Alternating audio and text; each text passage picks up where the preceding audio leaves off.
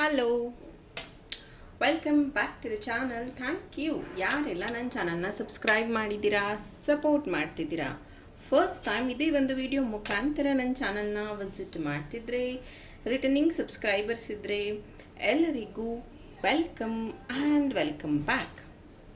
ಇವತ್ತಿನ topic as usual candle reading ಆಗಿರುತ್ತೆ.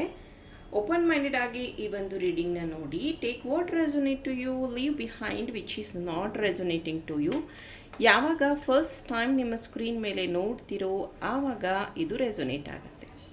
ಈ ಒಂದು ರೀಡಿಂಗ್ ನೋಡುವಾಗ ನಿಮ್ಮ ಪರ್ಸನ್ ಬಗ್ಗೆ ಯೋಚನೆ ಮಾಡ್ತಾ ಇರಿ. ಅವರ ಫೋಟೋನಾದರೂ ನೋಡಿ, ಅವರ ಹೆಸರನ್ನಾದರೂ 3 ಟೈಮ್ಸ್ ಹೇಳ್ಕೊಳ್ಳಿ. ಸೊ ಈಗ ಅವ್ರಿಗೆ ನಿಮ್ಮ ಬಗ್ಗೆ ಏನು ಯೋಚನೆ ಬರ್ತಿದೆ, ಮೇ ಬಿ ಇದು ಪಾಸಿಟಿವ್ ನೆಗೆಟಿವ್ ಎರಡೂ ಆಗಿರಬಹುದು. ಕೆಲವೊಬ್ಬರಿಗೆ ಇಲ್ಲಿ ನೋ ಕಾಂಟ್ಯಾಕ್ಟ್ ಸಿಚುವೇಶನ್ ಇರುತ್ತೆ. ಕೆಲವೊಬ್ರು ಹೇಳ್ತೀರಾ ನಮ್ಮಿಬ್ಬರ ಮಧ್ಯೆ ಏನೂ ಪ್ರಾಬ್ಲಮ್ ಇಲ್ಲ ಮೇಡಮ್, ನಾವು ತುಂಬ ಚೆನ್ನಾಗಿದ್ದೀವಿ, ಫೈನ್, ಅವರು ನೋಡಬಹುದು. ಇನ್ನು ಕೆಲವೊಬ್ಬರು ನಾವು ಹಸ್ಬೆಂಡ್ ವೈಫ್ ಅಂತಾರೆ, ಎಸ್ ನೀವು ಸಹ ನೋಡಬಹುದು. ಇನ್ನು ಕೆಲವೊಬ್ಬರು ಕ್ರಷ್ ಅಂತ ನೋಡ್ತಾ ಇರ್ತಾರೆ. ಇನ್ನು ಕೆಲವೊಬ್ಬರು ನಾನೇ ಪ್ರೀತಿ ಮಾಡ್ತಾಯಿದ್ದೀನಿ, ಅವರ ಕಡೆಯಿಂದ ನನಗೆ ಯಾವುದೇ ರಿಪ್ಲೈಸ್ ಬಂದಿಲ್ಲ, ಒನ್ ಸೈಡ್ ಲವ್ ಅಂತ ಹೇಳಬಹುದು.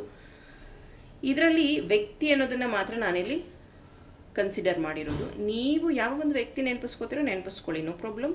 ಸೊ ಅವರ ಬಗ್ಗೆನೇ ಈ ಒಂದು ರೀಡಿಂಗ್ ಆಗಿರುತ್ತೆ. ಓಪನ್ ಮೈಂಡೆಡ್ ಆಗಿ ಈ ಒಂದು ರೀಡಿಂಗ್ನ ನೋಡಿ. ಮತ್ತೆ ಹೇಳ್ತಾ ಇದ್ದೀನಿ, ಯಾವಾಗ ಫಸ್ಟ್ ಟೈಮ್ ನೋಡ್ತಿರೋ ಆವಾಗ ಇದು ರೆಸೊನೇಟ್ ಆಗುತ್ತೆ. Let us start.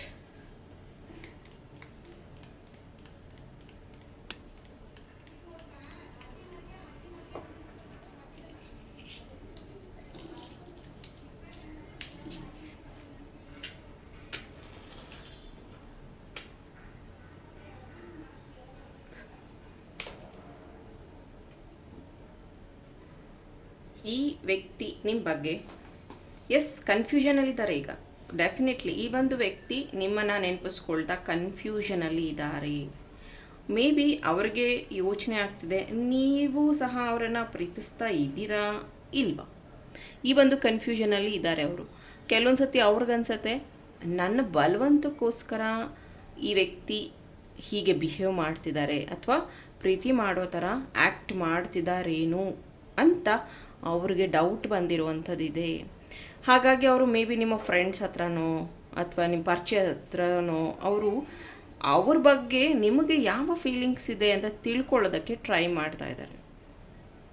ಬೈನಾಕಲ್ ನನಗಿಲ್ಲಿ ರೆಸೊನೇಟ್ ಆಗ್ತಿದೆ, ಅಂದರೆ ಬೂತ್ ಕನ್ನಡಿ ಅನ್ಬೋದು, ಅಥವಾ ದೂರದ ವಸ್ತುಗಳನ್ನು ನೋಡೋಕ್ಕೆ ಬಳಸ್ತೀವಲ್ಲ ಆ ಥರ. ಅವರು ನಿಮ್ಮನ್ನು ಬೈನಾಕರಿಂದ ನೋಡ್ತಾ ಇದ್ದಾರೆ ಅಂತ ಅನ್ನಿಸ್ತಾ ಇದೆ.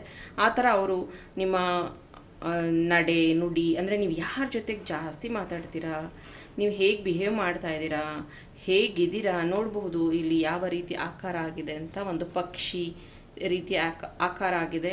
ಕಮ್ಯುನಿಕೇಷನ್ ಬಗ್ಗೆ, ನಿಮ್ಮ ಫ್ರೆಂಡ್ ಸರ್ಕಲ್ ಬಗ್ಗೆ, ಇದು ಎಲ್ಲದ್ರ ಬಗ್ಗೆನೂ ಅವರು ಜಾಸ್ತಿ ಯೋಚನೆ ಮಾಡ್ತಾ ಇದ್ದಾರೆ. ಆಮೇಲೆ ನಿಮ್ಮ ಬಗ್ಗೆ ತಿಳ್ಕೊಳ್ಳೋದಕ್ಕೆ ಟ್ರೈ ಮಾಡ್ತಾ ಇದ್ದಾರೆ. ನಿಮ್ಮ ಬಗ್ಗೆ ತಿಳ್ಕೊಳ್ಳೋದ್ರ ಜೊತೆಗೆ ಕ್ಯೂರಿಯಾಸಿಟಿ ಇವರಿಗೆ. ಸೊ ನೀವು ಕೋಪ ಮಾಡ್ಕೋತಿದ್ದೀರಾ ಅಂತಂದರೆ ಇದೇ ರೀಸನ್ನ ಮತ್ತೆ ಕ್ರಾಸ್ ಚೆಕ್ ಮಾಡ್ತಾರೆ. ಅಥವಾ ನೀವು ಯಾವುದೋ ಫ್ರೆಂಡ್ನ ಮೀಟ್ ಆಗೋಕ್ಕೆ ಹೋಗಿದ್ದೀರಾ, ಆ ಫ್ರೆಂಡ್ ಬಗ್ಗೆ ಏನೋ ಒಂದು ಮಾಹಿತಿ ಕೊಟ್ಟಿದ್ದೀರಾ, ಅದ್ರ ಬಗ್ಗೆನೂ ಕ್ರಾಸ್ ಚೆಕ್ ಮಾಡ್ತಾರೆ. ಈ ರೀತಿಯಾಗಿ ಈ ವ್ಯಕ್ತಿ ಸ್ವಲ್ಪ ಜಾಸ್ತಿನೇ ಗಮನ ಕೊಡ್ತಾ ಇದ್ದಾರೆ ನಿಮ್ಮ ಕಡೆಗೆ ಅಂತ ಹೇಳಬಹುದು. ಈ ವ್ಯಕ್ತಿ ಇವಾಗ ತುಂಬ ಸ್ಮಾರ್ಟಾಗಿ ಡಿಸಿಷನ್ಸ್ನ ತಗೋತಾ ಇದ್ದಾರೆ, ತುಂಬ ಸ್ಮಾರ್ಟಾಗಿ ವರ್ತನೆ ಮಾಡ್ತಾ ಇದ್ದಾರೆ. ನೀವೇನಾದರೂ ಕೇಳುವಾಗ ಅಥವಾ ನೀವೇನಾದರೂ ಅವರನ್ನು ಕ್ವಶನ್ ಮಾಡುವಾಗ ಅವ್ರು ಹೇಳಿದ್ದು, ನೀನು ತುಂಬ ಇಮ್ಮೆಚ್ಯೂರ್ ಇದೆಯಾ, ನಿನಗೆ ಇನ್ನೂ ಮೆಚ್ಯೂರಿಟಿ ಇಲ್ಲ, ನೀನು ಮಾತಾಡ್ತಿರೋದು ಸರಿ ಇಲ್ಲ, ಅಥವಾ ನೀನು ಕೇಳ್ತಾ ಇರೋ ಕ್ವಶನ್ನು ಈ ಥರ ಅಲ್ಲ, ಈ ಥರ ವಾದ ಮಾಡುವಂಥ ವ್ಯಕ್ತಿ. ಈಗ ಕೆಲವೊಂದು ಸತಿ ಅವರೇ ಇಮ್ಮೆಚ್ಯೂರಾಗಿ ಆಡ್ತಾ ಇರುವಂಥದ್ದು, ಅವರೇ ಕಾರಣಕ್ಕೆ ವಿರುದ್ಧವಾಗಿ ಏನೋ ಒಂದು ಹೇಳುವಂಥದ್ದು, ನಿಮ್ಮನ್ನು ಕನ್ಫ್ಯೂಸ್ ಮಾಡುವಂಥದ್ದನ್ನು ಮಾಡ್ತಾ ಇದ್ದಾರೆ. ಈ ವ್ಯಕ್ತಿ ಸುತ್ತ ಏನೋ ಒಂದು ಸೆಲೆಬ್ರೇಷನ್, ಏನೋ ಒಂದು ಗುಡ್ ನ್ಯೂಸ್ ರೀಸೆಂಟಾಗಿ ನಡೆದಿದೆ. ಮೇ ಬಿ ಫ್ರೆಂಡ್ ಮ್ಯಾರೇಜ್, ಗೃಹಪ್ರವೇಶ, ಸಮಥಿಂಗ್ ವೆರಿ ಏನಂತಾರೆ, ಒಂದು ಪಾರ್ಟಿ ಮೋಡ್ ಅಂತ ಅನ್ಬಹುದು, ಸೆಲೆಬ್ರೇಷನ್ ಅಂತ ಅನ್ಬೋದು, ಬರ್ಡೇ ಸೆಲೆಬ್ರೇಷನ್ ಅನ್ಬೋದು.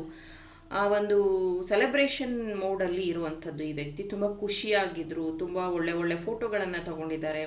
ಮೇ ಬಿ ಆ ಟೈಮಲ್ಲಿ ನೀವು ಕಾಲ್ ಮಾಡಿದಾಗ್ಲೂ ನಿಮ್ಮಿಬ್ಬರ ಮಧ್ಯೆ ಜಗಳ ಆಗಿರುವಂಥದ್ದಿದೆ, ನಿಮ್ಮಿಬ್ಬರ ಮಧ್ಯೆ ಮನಸ್ತಾಪ ಆಗಿರುವಂಥದ್ದಿದೆ. ಈ ವ್ಯಕ್ತಿ ಹೇಳೋದು, ಎಷ್ಟು ಸತಿ ನಾನು ನಿನ್ಗೆ ಹೇಳ್ತೀನಿ, ನಾನು ಕಾಲ್ ಮಾಡೋವರೆಗೂ ನೀನು ಕಾಲ್ ಮಾಡಬೇಡ ಅಂತ. ಆದರೆ ಈ ವ್ಯಕ್ತಿ ಯಾವಾಗೆಲ್ಲ ಕಾಲ್ ಮಾಡ್ತಾರೋ ನೀವು ಫೋನ್ ರಿಸೀವ್ ಮಾಡಬೇಕು, ಮಾತಾಡಬೇಕು. ಇದು ಈ ವ್ಯಕ್ತಿಯ ಎಕ್ಸ್ಪೆಕ್ಟೇಷನ್. ನೀವೇನಾದರೂ ಬ್ಯುಸಿ ಇದ್ದೀನಿ, ಅಟೆಂಡ್ ಮಾಡಿಲ್ಲ ಅಂದರೆ ಅದಕ್ಕೆ ಅವರು 1000 ಥರ ಮಾತಾಡ್ತಾರೆ. ಇದು ನೆಗೆಟಿವ್ ಪಾಸಿಟಿವ್ ಏನಾದರೂ ಇರಬಹುದು. ಈ ವ್ಯಕ್ತಿಗೆ ತುಂಬ ಬೇಗ ಕೋಪದ ಜೊತೆಗೆ ಒಂದು ರೀತಿ ಸಂಶಯಾಸ್ಪದ ಮಾತುಗಳನ್ನು ಆಡುವಂಥದ್ದು, ನಿಮ್ಮ ಮನಸ್ಸು ನೋಯಿಸುವಂಥದ್ದು, ಈ ಥರ ಎಲ್ಲ ಮಾಡ್ತಾರೆ ಈ ವ್ಯಕ್ತಿ.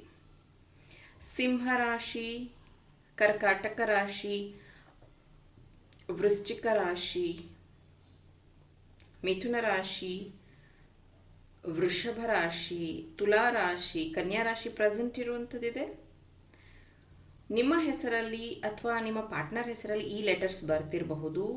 L, H, S, P, Y, R, A, P, J, G ಈ ಲೆಟರ್ ಬರ್ತಿರಬಹುದು.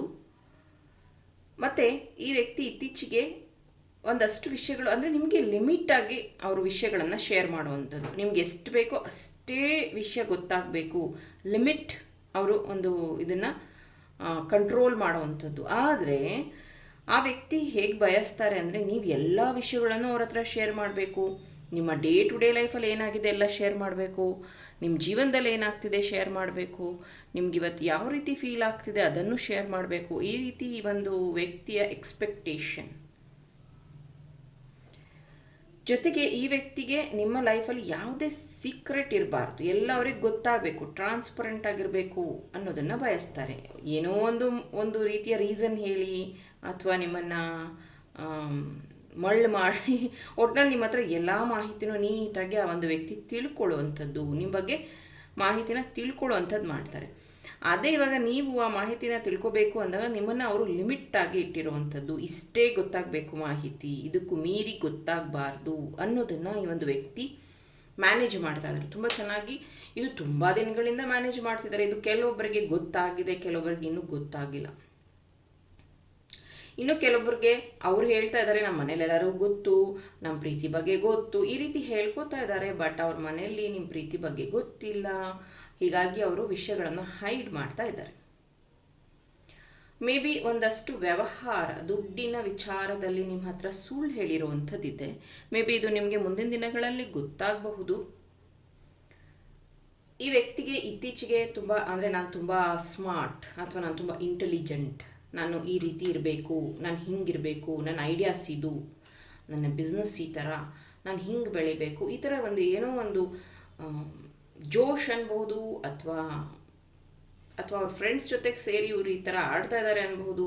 ಈ ವ್ಯಕ್ತಿ ಸಡನ್ನಾಗಿ ನಾನು ಹಿಂಗಿರಬೇಕು, ನಾನು ಹಂಗಿರಬೇಕು, ನಾನು ಆ ಥರ ಮಾಡಬೇಕು, ನಾನು ಈ ಥರ ಮಾಡಬೇಕು, ಈ ಒಂದು ಪ್ರೆಷರ್ನ ಅವರು ನಿಮ್ಮ ಮೇಲೆ ಹಾಕ್ತಾ ಇದ್ದಾರೆ. ಅಂದರೆ ನೀನು ಇದಕ್ಕೆ ಅಡ್ಡ ಬಡಬೇಡ, ನೀನು ಇದಕ್ಕೆ ಡಿಸ್ಟರ್ಬ್ ಮಾಡಬೇಡ, ನಿನ್ಗೆ ಹೇಳಿದ್ದಕ್ಕೆಲ್ಲ ನಾನು ಆನ್ಸರ್ ಮಾಡೋಕ್ಕಾಗೋದಿಲ್ಲ, ನಾನು ಈ ಥರ ಕೆಲಸದಲ್ಲಿದ್ದೀನಿ, ನಾನು ಆ ಥರ ಕೆಲಸದಲ್ಲಿದ್ದೀನಿ, ನಾನು ಟ್ರಾವೆಲ್ ಮಾಡ್ತಾಯಿದ್ದೀನಿ. ಮುಂಚೆ ಎಲ್ಲ ಅವರು ನಿಮ್ಗೆ ಹೇಳ್ದಲ್ಲೇ ಹೋಗ್ತಾನೆ ಇರಲಿಲ್ಲ. ಮುಂಚೆ ಎಲ್ಲ ನಿಮ್ಗೆ ಇನ್ಫಾರ್ಮ್ ಮಾಡಿ ಮುಂಚೆನೇ ನಿಮಗೆ ಎಲ್ಲ ಅದ್ರ ಬಗ್ಗೆ ಮಾಹಿತಿ ಹೇಳ್ತಾಯಿದ್ರು ನೀವು ಕೇಳೋಕ್ಕಿಂತ ಮುಂಚೆನೇ. ಬಟ್ ಈಗ ನಿನ್ಗೆ ಅದೆಲ್ಲ ಹೇಳೋಕ್ಕಾಗೋದಿಲ್ಲ. ಸೊ ಇದು ಆ ರೀತಿಯಾಗಿ ಒಂದು ವ್ಯಕ್ತಿ ಮ್ಯಾನೇಜ್ ಮಾಡ್ತಾ ಇರೋವಂಥದ್ದು. ಮೇ ಬಿ ಅವರ ಫೋನಲ್ಲಿ ನಿಮ್ಮ ಹೆಸರನ್ನ ಅವರು ನಿಮ್ಮ ಹೆಸರಿಂದ ಸೇವ್ ಮಾಡಿಲ್ಲ. ಏನೋ ಒಂದು ವಿಷಯ, ಏನೋ ಒಂದು ಇದರಿಂದ ಸೇವ್ ಮಾಡಿದರೆ, ಚಿನ್ನು ಅಥವಾ ಗೊತ್ತಿಲ್ಲ ಬೇರೆ ಹೆಸರು, ಆ್ಯಕ್ಚುಲ್ ನಿಮ್ಮ ಹೆಸರಿಂದ ಅವರು ಸೇವ್ ಮಾಡಿಲ್ಲ. ಇದರಲ್ಲಿ ಗೊತ್ತಾಗತ್ತೆ ಮೇ ಬಿ ಅವರು ಮನೆಯಲ್ಲಿ ಈ ಒಂದು ವಿಷಯನ ಹೈಡ್ ಮಾಡಬೇಕು ಅಂತಿದ್ದಾರೆ, ನಿಮ್ಮ ಪ್ರೀತಿಯ ವಿಷಯ. ಜೊತೆಗೆ ನೀವು ಅಷ್ಟೇ ಅವರ ರಿಯಲ್ ಹೆಸರಿಂದ ಸೇವ್ ಮಾಡಿಲ್ಲ. ಇದು ಎಲ್ಲರಿಗೂ ಆ್ಯಕ್ಟ್ ಆಗಲ್ಲ. ಒಂದು 70% ಜನ ಯಾರು ಇದನ್ನು ನೋಡ್ತಾ ಇದ್ದೀರೋ ಅವರ ರಿಯಲ್ ಹೆಸರಿಂದ ನೀವು ಸಹ ನಿಮ್ಮ ಫೋನಲ್ಲಿ ಅವರ ನಂಬರ್ನ ಸೇವ್ ಮಾಡಿಲ್ಲ. ಆಮೇಲೆ ತುಂಬ ಸತಿ ಅವರು ಒಂದು ಎಕ್ಸ್ಪೆಕ್ಟೇಷನ್ ಹೆಂಗಿರುತ್ತೆ ಅಂದರೆ 3 ರಿಂಗ್ಸ್ ಆಗೋಷ್ಟೊತ್ತಿಗೆ ನೀವು ರಿಸೀವ್ ಮಾಡಬೇಕು. 3 ರಿಂಗ್ಸ್ ಆಗೋಷ್ಟೊತ್ತಿಗೆ ನೀವು ರಿಸೀವ್ ಮಾಡಿಲ್ಲ ಅಂದರೆ ಅವ್ರ ಕಡೆಯಿಂದ ಪ್ರಶ್ನೆಗಳ ಸುರಿಮಳೆನೇ ಬಂದ್ಬಿಡತ್ತೆ. ಆಮೇಲೆ ನಿಮಗೆ ಆನ್ಸರ್ ಮಾಡೋಕ್ಕಾಗದೆ ಬೇಜಾರು ಮಾಡಿಕೊಂಡು ಹತ್ತು ಕರೆದು ಈ ರೀತಿಯಾಗಿ ಈ ವ್ಯಕ್ತಿ ತುಂಬ ನಿಮ್ಮನ್ನು ಕಂಪ್ರೆಸ್ಡ್ ಆಗಿ ಮಾಡುವಂಥದ್ದು, ತುಂಬ ಲೋ ಫೀಲ್ ಮಾಡುವಂಥದ್ದು ಮಾಡ್ತಾರೆ. ಒಂದು ಸತಿ ಏನಾಗುತ್ತೆ ಅಂದರೆ ಈ ವ್ಯಕ್ತಿ ಹೇಳೋವಂಥದ್ದು, ನನ್ನ ಹತ್ರ ಫೋನ್ ಇರಲ್ಲ, ದೂರ ಇರುತ್ತೆ, ನಾನು ಅವಾಗೆಲ್ಲ ಫೋನ್ ಯೂಸ್ ಮಾಡಲ್ಲ, ಅಥವಾ ನಾನು ಕೆಲಸದ ಟೈಮಲ್ಲಿ ಫೋನ್ ಯೂಸ್ ಮಾಡಲ್ಲ, ಅಥವಾ ನಾನು ಡ್ರೈವ್ ಮಾಡುವಾಗ ಫೋನ್ ಯೂಸ್ ಮಾಡಲ್ಲ. ಇವರಿಗೆಲ್ಲ ಥರದ ಒಂದು ಕಂಫರ್ಟ್, ಒಂದು ರಿಸ್ಟ್ರಿಕ್ಷನ್ಸ್, ಒಂದು ರೂಲ್ಸೇ ಬೇರೆ. ಆದರೆ ನಿಮಗೆ ಅವ್ರಿಗೆ ಹಾಕಿರೋ ರೂಲ್ಸೇ ಬೇರೆ. ಇದು ನಿಜ ಆಗಿದ್ರೆ ಎಸ್ ಅಂತ ಕಮೆಂಟ್ ಮಾಡಿ. ಸೊ ಇದು 70% ಜನಕ್ಕೆ ನನಗಿಲ್ಲಿ ಚಾನಲ್ ಆಗಿರುವಂಥದ್ದು. ಸೊ ಈ ರೀತಿಯಾಗಿ ಈ ವ್ಯಕ್ತಿ ವರ್ತಿಸ್ತಾ ಇರುವಂಥದ್ದು. ಆಮೇಲೆ ಏನೋ ಒಂದು ಸರ್ಪ್ರೈಸ್ನ ಅವ್ರು ನಿಮಗೆ ಪ್ಲ್ಯಾನ್ ಮಾಡ್ತಾ ಇದ್ದಾರೆ. ಸೊ ಅವರು ರೂಢಾಗಿರಬಹುದು, ಜೋರಾಗಿ ಮಾತಾಡಬಹುದು, ಅಥವಾ ಅವ್ರ ಮಾತು ನಿಮಗೆ ಕಹಿ ಅನ್ನಿಸ್ಬಹುದು, ಅಥವಾ ಏನಪ್ಪ ಇವರು ಈ ಥರ ಅಂತ ಅನ್ನಿಸ್ಬಹುದು ನಿಮಗೆ. ಬಟ್ ಆ ವ್ಯಕ್ತಿ ನಿಮ್ಮನ್ನು ಜೆನ್ಯೂನಾಗಿ ಪ್ರೀತಿ ಮಾಡ್ತಾ ಇದ್ದಾರೆ, ತುಂಬ ಪ್ರೀತಿ ಮಾಡ್ತಾರೆ. ಆಮೇಲೆ ಏನೋ ಒಂದು ಗಿಫ್ಟು ಅಥವಾ ಸರ್ಪ್ರೈಸ್ನ ಸಹ ಅವರು ಪ್ಲ್ಯಾನ್ ಮಾಡಿದ್ದಾರೆ. ಮೇ ಬಿ ಇದು ಯುಗಾದಿ ಹಬ್ಬಕ್ಕಾಗಿರಬಹುದು, ಅಥವಾ ಮುಂದಿನ ದಿನಗಳಲ್ಲಾಗಿರಬಹುದು.